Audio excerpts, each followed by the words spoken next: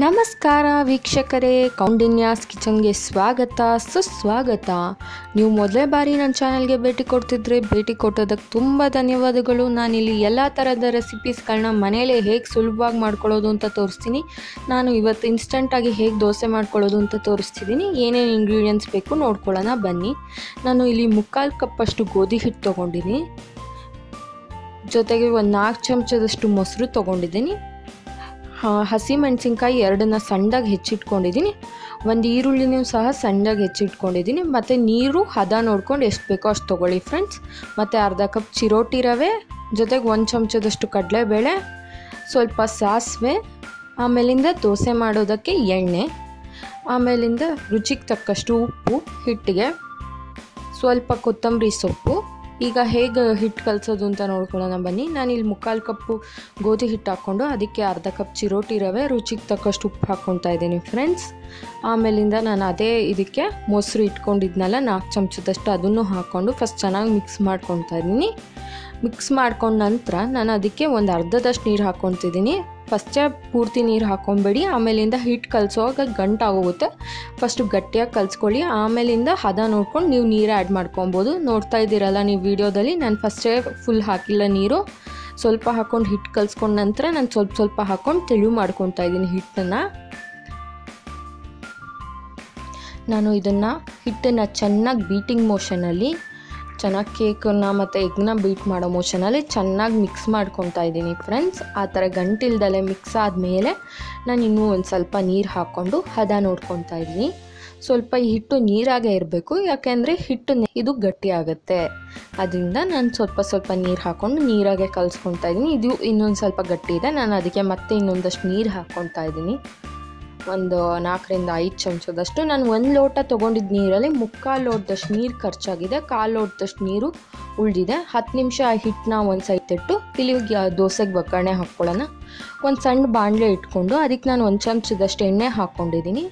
ಎಣ್ಣೆ ಚೆನ್ನಾಗಿ ಕಾದ ನಂತರ ಸಾಸಿವೆ ಹಾಕ್ತಾಯಿದ್ದೀನಿ ಫ್ರೆಂಡ್ಸ್. ಸಾಸಿವೆ ಎಲ್ಲ ಚೆನ್ನಾಗಿ ಸಿಡಿದ ನಂತರ ನಾನು ಅದಕ್ಕೆ 1 ಚಮಚದಷ್ಟು ಕಡಲೆಬೇಳೆ ಹಾಕ್ಕೊತಾ ಇದ್ದೀನಿ. ನಿಮಗೆ ಬೇಕು ಅಂದರೆ ನೀವು ಕಡಲೆಬೇಳೆ ಹಾಕ್ಬೋದು, ಇಲ್ಲ ಅಂದರೆ ಬಿಡ್ಬೋದು. ಬಟ್ ಕಡಲೆಬೇಳೆ ಹಾಕಿದ್ರೆ ಮಧ್ಯದಲ್ಲಿ ದೋಸೆ ಮಧ್ಯದಲ್ಲಿ ತಿನ್ನೋವಾಗ ತುಂಬ ಚೆನ್ನಾಗಿ ಅನಿಸುತ್ತೆ. ಒಂದು ಸತಿ ಟ್ರೈ ಮಾಡಿ, ಯಾರೂ ಹಾಕಲ್ಲ ನಂಗೆ ಗೊತ್ತು, ಬಟ್ ಟೇಸ್ಟ್ ತುಂಬ ಒಂಥರ ಡಿಫ್ರೆಂಟಾಗಿರುತ್ತೆ. ನೀವು ಒಂದು ಸತಿ ಟ್ರೈ ಮಾಡಿ ನೋಡಿ ಫ್ರೆಂಡ್ಸ್. ಅದನ್ನು ಚೆನ್ನಾಗಿ ಅದಾದ ನಂತರ ನಾನು ಅದಕ್ಕೆ ಹಸಿಮೆಣಸಿನ್ಕಾಯಿ ಸಣ್ಣದಾಗಿ ಹೆಚ್ಚಿಟ್ಕೊಂಡಿರೋದು ಹಾಕ್ಕೊತಾ ಇದ್ದೀನಿ. ಆಮೇಲಿಂದ ಒಂದು ಈರುಳ್ಳಿನ ಹೆಚ್ಚಿಟ್ಕೊಂಡಿದ್ನಲ್ಲ ಸಣ್ಣದಾಗಿ ಫ್ರೆಂಡ್ಸ್, ಅದನ್ನು ಹಾಕ್ಕೊಂಡು ಚೆನ್ನಾಗಿ ಬಾಡಿಸ್ಕೊತಾ ಇದ್ದೀನಿ. ಅದೆಲ್ಲ ಚೆನ್ನಾಗಿ ಒಂದು 5 ನಿಮಿಷ ಬಣ್ಣ ಚೇಂಜ್ ಆಗಿ ಟ್ರಾನ್ಸ್ಪರೆಂಟಾಗಿ ಬೆಂದ ನಂತರ ನಾನು ಅದಕ್ಕೆ ಸಣ್ಣದಾಗಿ ಹೆಚ್ಚಿಟ್ಕೊಂಡಿರತಕ್ಕಂಥ ಕೊತ್ತಂಬರಿ ಸೊಪ್ಪು ಹಾಕ್ಕೊಂಡು ಅದನ್ನು 2 ನಿಮಿಷ ಚೆನ್ನಾಗಿ ಮಿಕ್ಸ್ ಮಾಡ್ಕೊತಾ ಇದ್ದೀನಿ ಫ್ರೆಂಡ್ಸ್.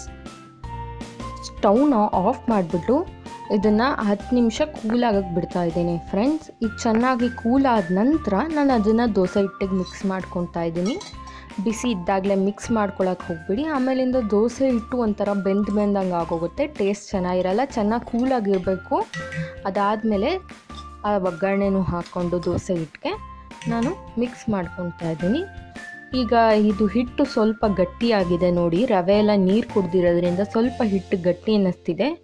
ಅದಕ್ಕೆ ನಾನು ಇದನ್ನು ಇನ್ನೊಂದು ಸ್ವಲ್ಪ ನೀರು ಹಾಕ್ಕೊತಾ ಇದ್ದೀನಿ ಫ್ರೆಂಡ್ಸ್. ನೋಡ್ತಾ ಇದ್ದೀರಲ್ಲ ಹದ, ಈ ಹದದಲ್ಲಿ ಇರಬೇಕು. ಇದು ಗಟ್ಟಿ ಆದರೆ ದೋಸೆ ಚೆನ್ನಾಗಾಗಲ್ಲ, ಹಿಟ್ಟು ಸ್ವಲ್ಪ ನೀರಾಗೇ ಇರಬೇಕು. ಇದನ್ನು ನಾನು ಒಂದು ಕಾವಲಿ ಇಟ್ಕೊಂಡು ಕಾವಲಿ ಕಾದ ನಂತರ ದೋಸೆ ಮಾಡ್ಕೊತಾ ಇದ್ದೀನಿ ಫ್ರೆಂಡ್ಸ್. ಈ ದೋಸೆ ತುಂಬ ಸಾಫ್ಟಾಗೂ ಇರುತ್ತೆ, ಟೇಸ್ಟಿಯಾಗೂ ಇರುತ್ತೆ. ನಾನು ದೋಸೆ ಹಾಕ್ಕೊತಾ ಇದ್ದೀನಿ.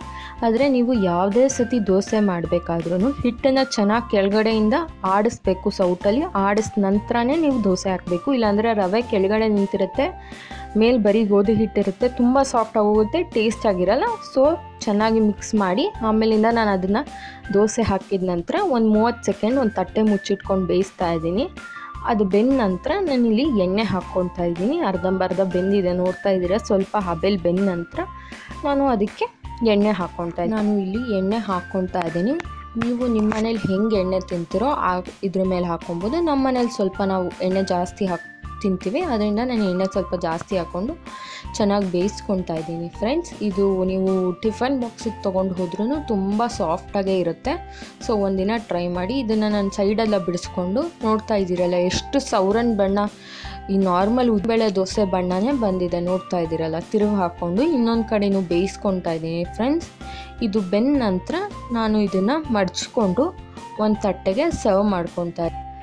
ಹಾಗಾದರೆ ನೋಡಿದ್ರಲ್ಲ ಫ್ರೆಂಡ್ಸ್, ಇನ್ಸ್ಟೆಂಟಾಗಿ ಸಾಫ್ಟಾಗಿರೋ ದೋಸೆನ ಹೇಗೆ ಮಾಡೋದು ಅಂತ. ಈಗ ಈ ರೆಸಿಪಿ ನಿಮ್ಗೆ ಇಷ್ಟ ಆಗಿದ್ದರೆ ಲೈಕ್ ಮಾಡಿ, ಶೇರ್ ಮಾಡಿ, ಕಮೆಂಟ್ ಮಾಡಿ. ಮತ್ತಷ್ಟು ಈಸಿ ರೆಸಿಪೀಸ್ಗಾಗಿ ಕೌಂಡಿನ್ಯಾಸ್ ಕಿಚನ್ನ ಸಬ್ಸ್ಕ್ರೈಬ್ ಆಗೋದನ್ನ ಮಾತ್ರ ಮರಿಬೇಡಿ. ಇನ್ನೊಂದು ಇಂಟ್ರೆಸ್ಟಿಂಗ್ ರೆಸಿಪಿಯೊಂದಿಗೆ ಬರ್ತೀನಿ.